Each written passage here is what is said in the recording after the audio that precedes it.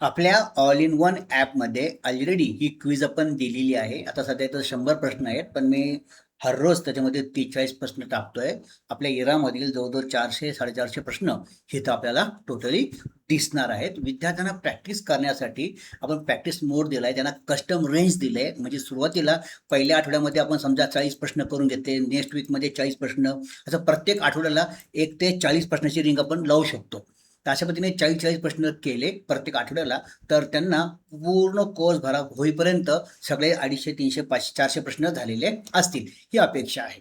त्याच्यानंतर विद्यार्थ्यांना रँडम आणि सिक्वेन्स असं पण ऑप्शन दिलेलं आहे. सिक्वेन्समध्ये काय, तर क्रमाने प्रश्न येतील, रँडममध्ये काय आदले मधले प्रश्न येतील. शिवाय त्याला आपण सेट पण लावलेले आहेत, 10, 15, 20 किती प्रश्न त्याला द्यायचे आहेत. आणि एक सेट झाल्यानंतर तो विचारतो, तो सेट तुम्हाला रिपीट करायचा आहे का पुढच्या सेटवरती जायचं. तर अशा पद्धतीने ही रेंज आपण दिलेली आहे ऑलरेडी ऑल इन वन ॲपमध्ये सुद्धा, आणि इथं सुद्धा आपण क्लासरूमसाठी हे वापरू शकतो विद्यार्थ्यांना शिकवताना. ॲडिशनल काय आहे, तर आमच्याकडे आम्ही दर शनिवारी विद्यार्थ्यांची टेस्ट घेतो.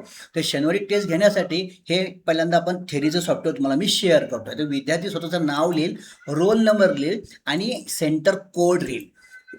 कोर्स नेम आणि एक्झाम नेम आणि सेंटर कोड, या 3 गोष्टी बाय डिफॉल्ट त्याला ठेवाव्या लागतील. म्हणजे सेंटर कोड पद्धतीने त्याचा मार्क्स रेकॉर्ड होणार आहेत.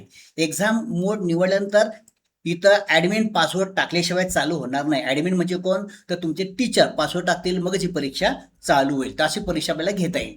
याचा परीक्षेचा सेटअप कसा करायचा, तर त्यासाठी ॲडमिनचं एक आपण स्वतंत्र पेज बनवलेलं आहे.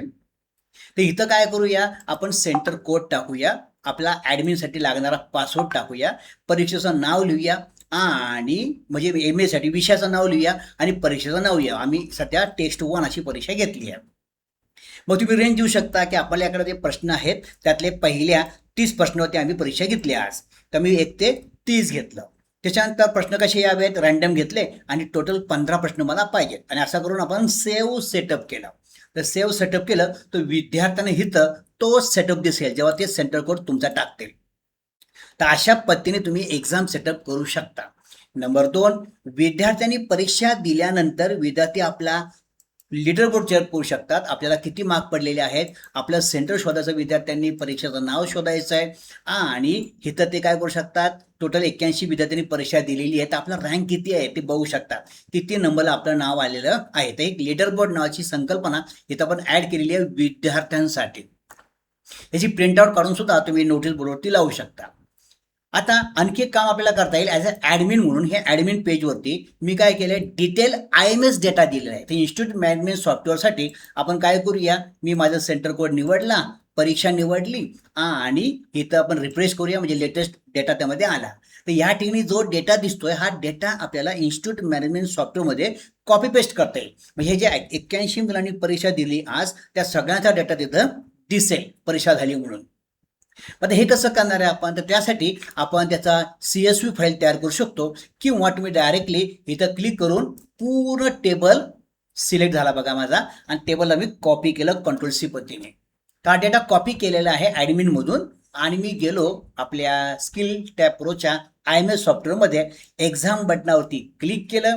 या ठिकाणी बघा बल्क अपलोड नावाचं बटन आहे, त्यावरती गेलो आणि इथं बॉक्स दिलं बघा, इथं मी डायरेक्टली पेस्ट करून टाकला.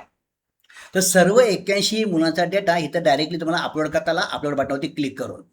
दुसरा ऑप्शन असा होता, तुम्ही डायरेक्टली CSV फाईल पण अपलोड करू शकला असता.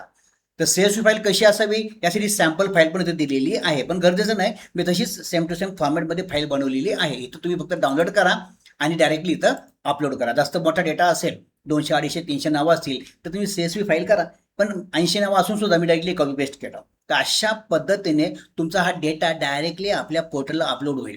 आणि तुम्हाला हे माहिती आहे की विद्यार्थ्यांना आपण जेव्हा लॉग इन देतो, पॅरेंट्ससुद्धा हे लॉग इन चेक करतील, तेव्हा विद्यार्थ्यांचे मार्क त्या पोर्टलला दिसणार आहे, स्टुडंट पोर्टलला दिसणार आहे. ही सुविधा इन्स्टिट्यूट मॅनेजमेंट सॉफ्टवेअरला सुद्धा आहे आणि ब्रँच वाईज सॉफ्टवेअरला सुद्धा आहे. प्लीज याचा नक्की उपयोग करून पहा.